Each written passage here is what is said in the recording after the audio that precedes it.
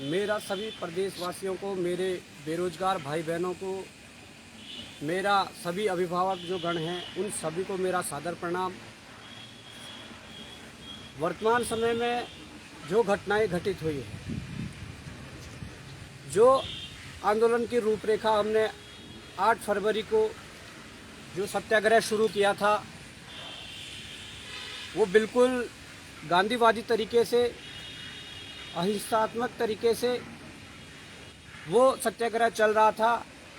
और आप सभी के बीच वो वीडियोज़ कवरेज है, आप सभी के बीच वो फुटेज है जिसमें कि पुलिस ने रात को वहाँ से हम लोगों को जबरन उठाकर जो चीज़ें हुई, उसके बाद से जो 9 तारीख को सड़कों पर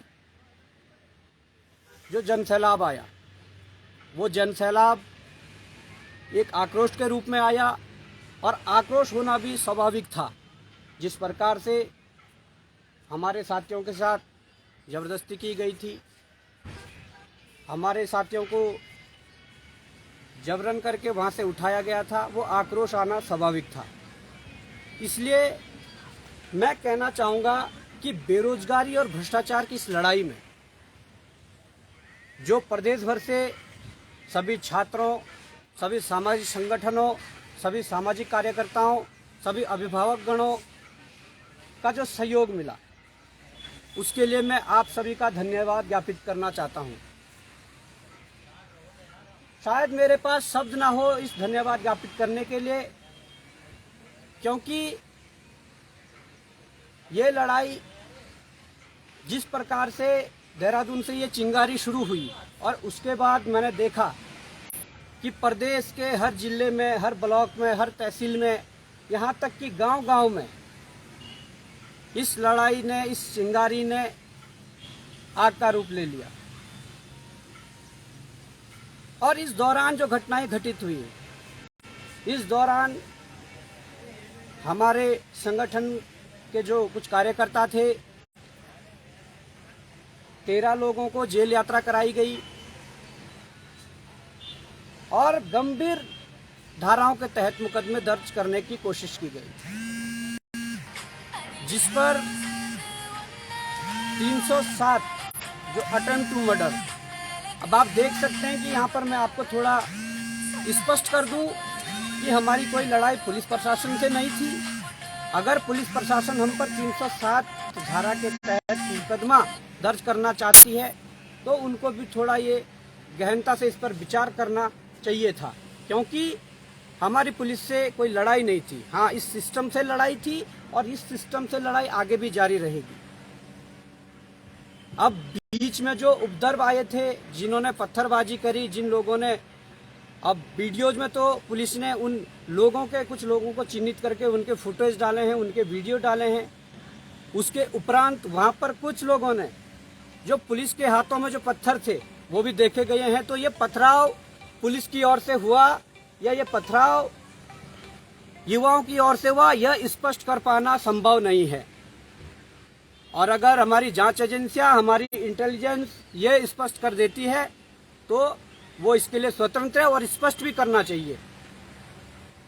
अब मैं कहना चाहता हूं कि जिस मांग को लेकर ये आंदोलन शुरू हुआ था, सबसे पहले तो उत्तराखंड के इतिहास में जितनी भी 22 वर्षों में जांच एजेंसियां गठित की गई, उन जांच एजेंसियों में जब जब जांचें शुरू हुई, ये उत्तराखंड की जनता को, उत्तराखंड के बेरोजगार युवाओं को, उनके अभिभावकों को ये बात गौर से समझनी चाहिए कि जब जब भी बड़ी जांचें हुई और उन जांचों में, जांच SIT की हो, STF की हो या प्रदेश स्तर की जो जांच समितियां हैं उनकी जो जांच है, उस जांच में जब जब बड़े अधिकारी, बड़े नेता का नाम सामने आने लगा तो वो जांचें ठप पड़ने लगी।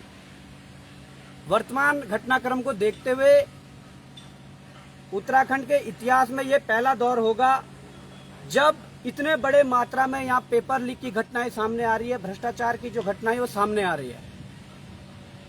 पेपर लीक अन्य प्रदेशों में भी हो रहे हैं, परंतु उत्तराखंड में आपने जिस पेपर को भी टच किया आपने जिस पेपर में भी जांच के लिए हाथ डाले उन पेपरों में भ्रष्टाचार मिला। इसलिए हमारी जो पहली मांग थी कि उत्तराखंड में माननीय उच्च न्यायालय के मुख्य न्यायाधीश की निगरानी में सीबीआई जांच हो, वो मांग जरूरी है और वो मांग प्रदेश हित की मांग है, वो मांग छात्र हित की मांग है। इसलिए उत्तराखंड सरकार को चाहिए कि आप इस पर संज्ञान लेकर सीबीआई जांच के आदेश दे दें। मैं आपको बता दूं कि अभी हिमाचल में एक पेपर हुआ था, वो लीक हुआ पुलिस कांस्टेबल का, उसके बाद वहां पर उसकी जांच करवाई गई, वहां पर सीबीआई बुलाई गई और देहरादून में जो ये घटना घटित हुई, शायद ये नौबत ही नहीं आती अगर सरकार समय से ये फैसला ले लेती। और मैं कहना चाहता हूं कि उसके बाद 2 दिन बाद अरुणाचल में ऐसी घटनाएं सामने आती है जिसमें वहां के छात्र सड़क पर विरोध प्रदर्शन करने उतरते हैं। वहां भी यही घटना हुई, सड़क पर आक्रोशित छात्रों ने वहां पर सरकार का विरोध किया और वहां भी 144 जो धारा है वो लागू की गई। और उसके बाद जब सरकार को लगा मामला गंभीर है, वो सरकार की नैतिकता थी, वो सरकार की अपनी एक सत्यवादी सरकार थी, जिन्होंने तुरंत वहां के जो मुख्यमंत्री है पेमा खांडू जी, उन्होंने तुरंत सीबीआई को ये मामला ट्रांसफर कर दिया। परंतु उत्तराखंड में सीबीआई को मामला ट्रांसफर क्यों नहीं हो रहा है, इस पर गहन विचार करना होगा। हम पर और हमारे साथियों पर जो मुकदमे हुए हैं,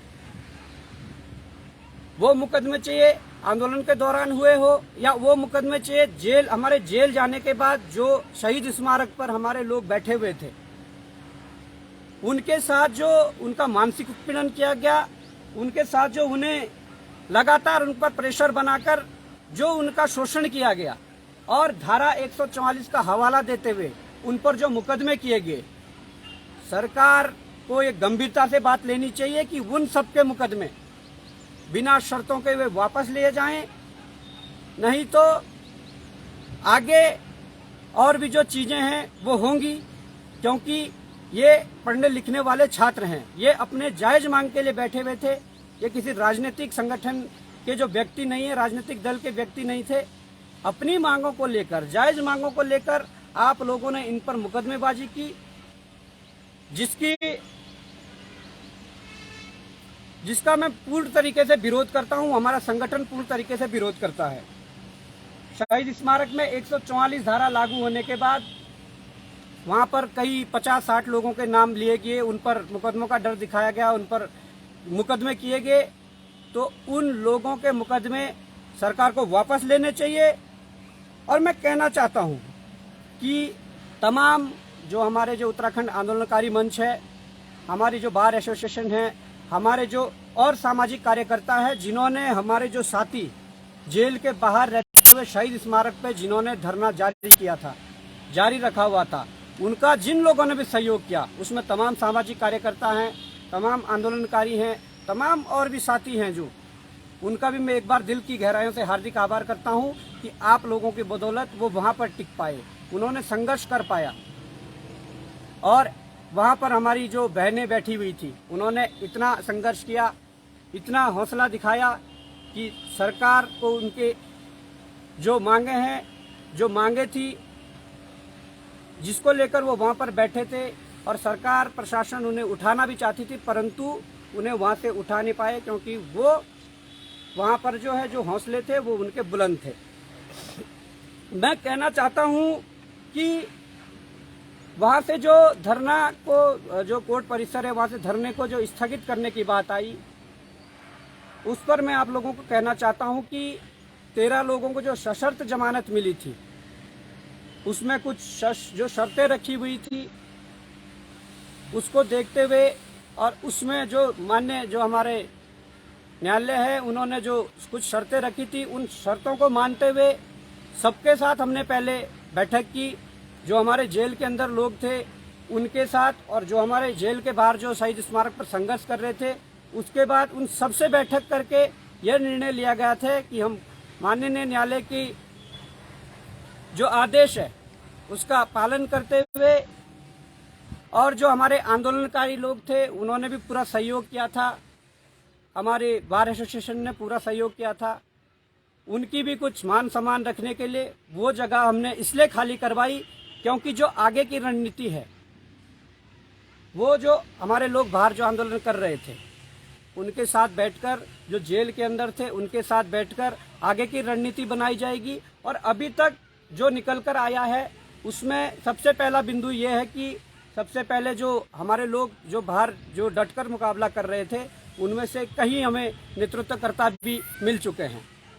उन्हें संगठन का दायित्व सौंपा जाएगा, संगठन का विस्तार किया जाएगा और हमारे तमाम जो पिथौरागढ़ से लेकर उत्तरकाशी और जौनसार तक जिन लोगों ने भी इस आंदोलन को एक नया रूप दिया, गांव में रहकर या पहाड़ों के छोटे शहरों में रहकर या कहीं से भी जो आंदोलन को समर्थन दिया या आंदोलन का समर्थन जिन्होंने किया, उन सबसे बातचीत जारी है। उन सबको एक मंच पर लाकर ये आगे की रणनीति तय की जा रही है और जल्दी ही आज शाम तक या कल इन लोगों से भी बात की जाएगी जिन लोगों ने हमारे जेल जाने के बाद बाहर नेतृत्व किया।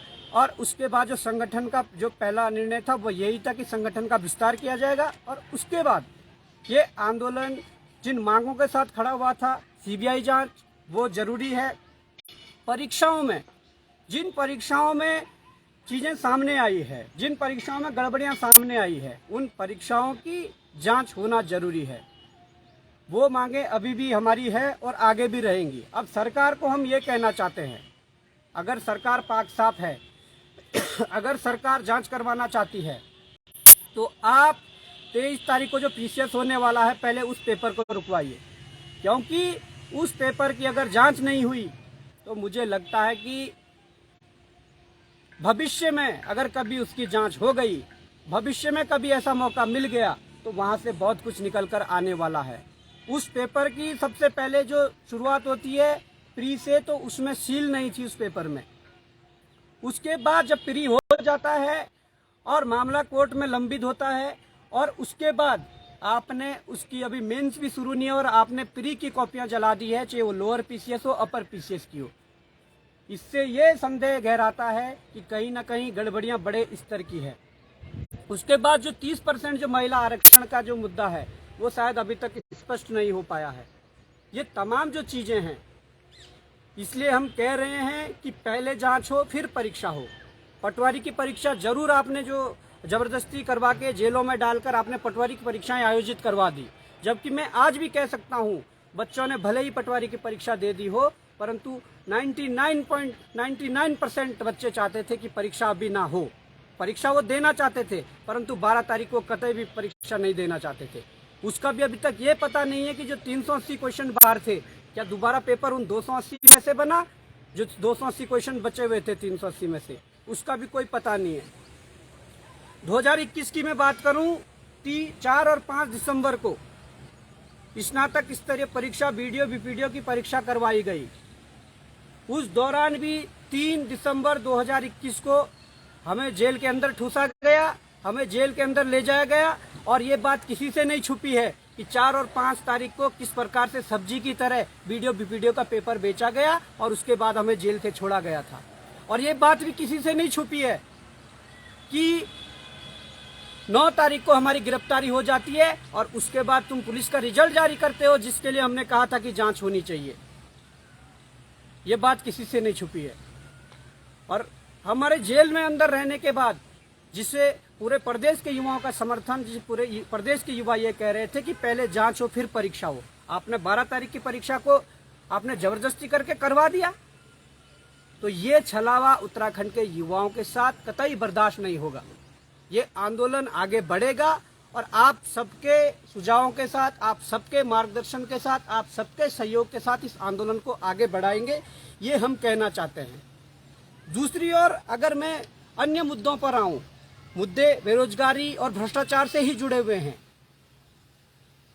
हमारे भाजपा के एक वरिष्ठ नेता, पूर्व कानून मंत्री, एक लेटर माननीय मुख्यमंत्री उत्तराखंड को लिखते हैं कि विधानसभा से जो तदर नियुक्तियां हुई थी उन्हें वापस रखा जाए।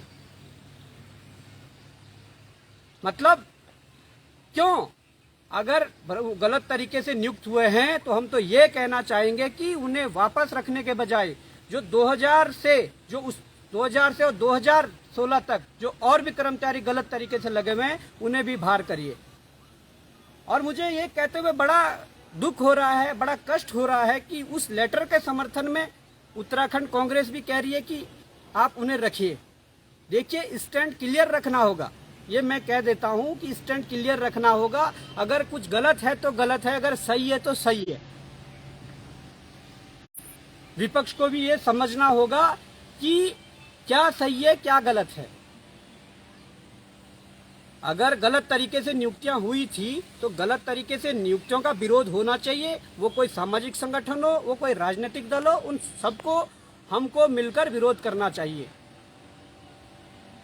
ये तमाम जो चीजें हैं इन सबको लेकर दुविधा बनी हुई थी, इसलिए मैं आप सबके सामने इस लाइव के माध्यम से ये बता रहा हूं। और ये मैं आपको अवगत करवा देना चाहता हूं कि आज शाम या कल दिन तक इन लोगों के साथ भी बैठक हो जाएगी जिन लोगों ने हमारे जेल जाने के बाद जिन्होंने बाहर नेतृत्व किया था, और उसके बाद आप सबके सामने आंदोलन की क्या रूपरेखा है वो बता दी जाएगी। और फिर से ये आंदोलन खड़ा होगा और कहीं ना कहीं जो हमारी मांगे हैं उसको आंदोलन के तरीके से भी और लीगल पॉइंट ऑफ व्यू से भी और जिस प्रकार से भी हमें जो कदम उठाने पड़े हम उठाएंगे।